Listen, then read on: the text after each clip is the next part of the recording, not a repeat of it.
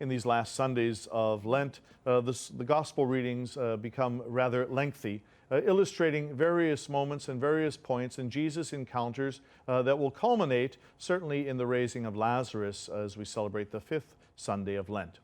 These readings prepare us and assist those preparing for baptism to be fully initiated into the life of the church.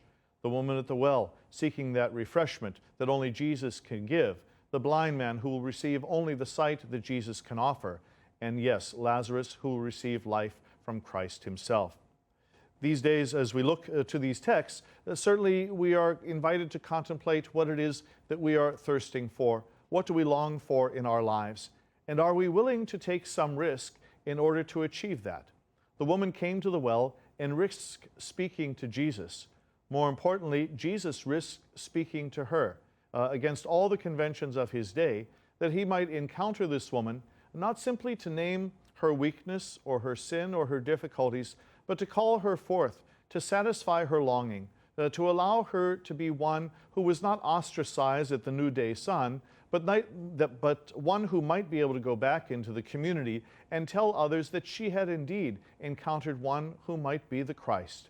It was by her testimony that others came to believe in Jesus, and they too, coming out, encountering Jesus, also had the opportunity to come to faith on their own.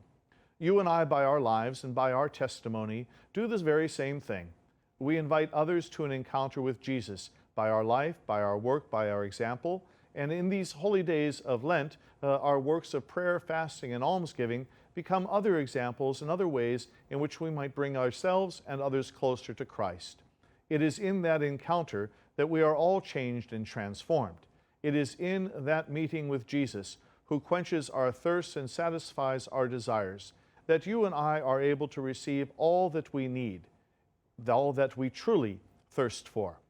Notice that the woman came to the well seeking water, but she left her jug there at the well because she received something greater, an encounter with the Lord who offered mercy, forgiveness, healing, and compassion.